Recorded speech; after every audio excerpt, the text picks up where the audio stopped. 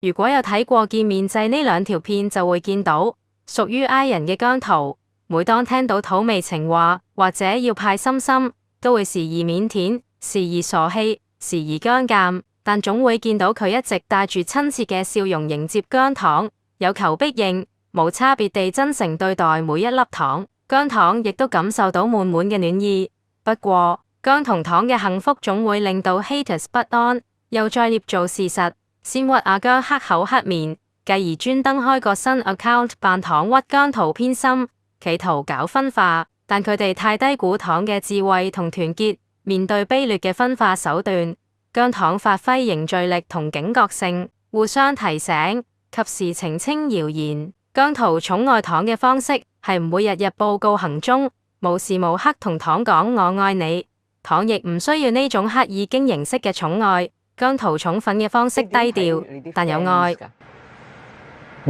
演唱會都話係會將佢哋當係一家人。係，因為以前老實講就雖然都好多謝大家，好感謝大家，但係我都覺得我應該要再將佢哋當係一個再自己生命嘅一部分。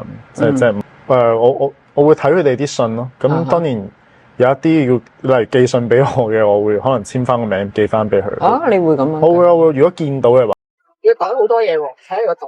全部都係信啊！因為我一直鼓勵大家寫信俾我。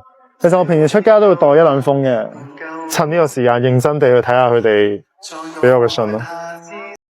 由而家呢一刻開始，我諗我會將你哋變成我生命中真正嘅一班屋企人咯。辛苦你哋啦！咁我覺得鬧我得啦，係咯，就又唔好鬧支持我嘅人啦，因為我覺得我做得呢一行，我覺得我份人工都包噶啦，我又冇得話，係啊，咁所以鬧我係 OK 嘅。咁我啲支持我自己啲歌迷或者自己啲 fans 就佢哋開心就得咯，係咯，鬧我得啦，係可以。你頂你頂係嘛？係。即刻咩？仲有好多姜同糖雙向奔赴嘅故事，有興趣睇多啲姜濤寵糖實錄，可以到姜 Candy 嘅 YouTube Channel， 9條片足90分鐘，辛苦晒蛋蛋。雖然事實勝於雄辯，但憎恨同妒忌促使 haters 繼續捏造假消息抹黑姜同糖。姜糖可以做幾件事：第一，積極反駁，釐清事實，拒絕被屈，捍衛姜濤嘅聲譽；第二，了解 Fred 嘅演算法，不回應、不截圖、不轉發，等個 post 自動沉底。兩種方法截然不同，但如果喺適當時候運用得宜的話，可彰顯效果。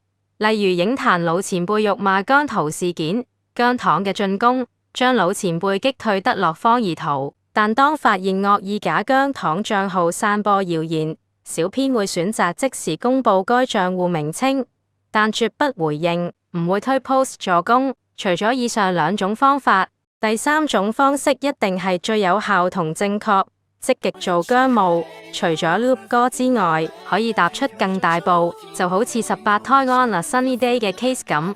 出世到而家，公司一直冇安排姜濤做訪問，零宣傳，所有大型戶外廣告推廣都係由 Fan Club 安排。姜糖只能靠自發喺網上 Dance Challenge 爭取 18B 嘅關注度。日前又有一個姜糖自發嘅活動，破紀錄60人參加 Dance Challenge， 搞手喺時間緊迫下揾衫訂兔仔頭，參與嘅姜糖們急就將用2個鐘學舞步，最後編織咗一幅最唯美的畫面。60位姜兔仔喺應援 Billboard 下跳出 On a Sunny Day 舞步，熱血又感動，真係要大大力為佢哋鼓掌。